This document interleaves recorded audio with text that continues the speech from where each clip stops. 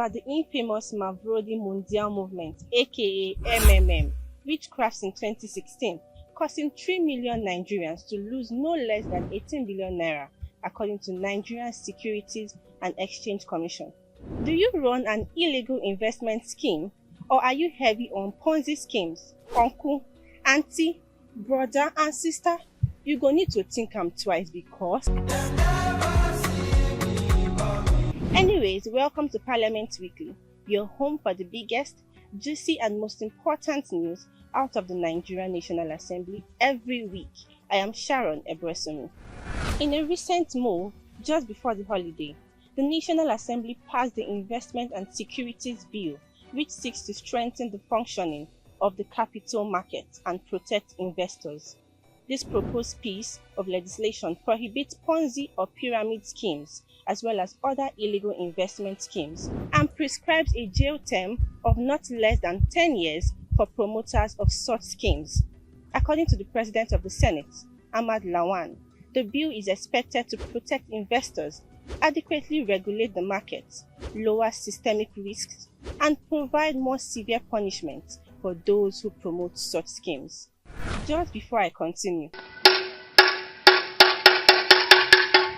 I don't come again with your weekly reminder. Brother, sister, including you where they watch me so, I beg, subscribe to this channel. Abi you want to miss out from this hot gist? Don't forget to also like this video, comment and share, give your neighbors them. Moving on, you must have heard of the highly controversial bill seeking to make medical and dental doctors mandatorily serve for 5 years in Nigeria before they are granted operational license, which scaled second reading in the House of Representatives. So, what's new? Our Ogbonge team at the National Assembly sat with the sponsor of the bill, Honorable Ganiyu Abiodun Johnson, who represents Oshodi Isolo Federal Constituency 2 at the House of Representatives. According to the Lagos lawmaker, there is no negative motive behind the bill, except that it will create an enabling environment for doctors, improve their welfare and health facilities across the country. Apparently unbothered about the controversies, Rep. Ganiyu Johnson told OrderPaper that the country is already in crisis and he is only suggesting a way out. 1,000. And if care is, we have crisis already. It's not if care, we have crisis. And how do we mitigate this crisis? Is by slowing down, carrying out a kind of stopgap. I call it stopgap. That let us increase the number of years they will get their final license. And the reason is that it's not that one is trying to restrict them. The 5 years I'm talking about is inclusive of the housemanship.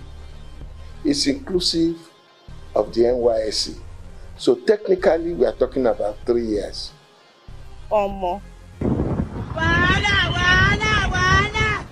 Hurry to our website at orderpaper.ng to grab the full juice and learn more about this bill.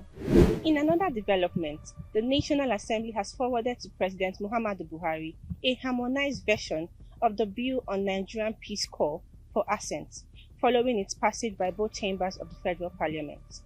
Information authoritatively gathered by OrderPaper Nigeria revealed that the bill was transmitted for presidential assent on Wednesday, April 12, 2023, via a letter by the Clerk of the National Assembly, Sani Magaji Tambuwa.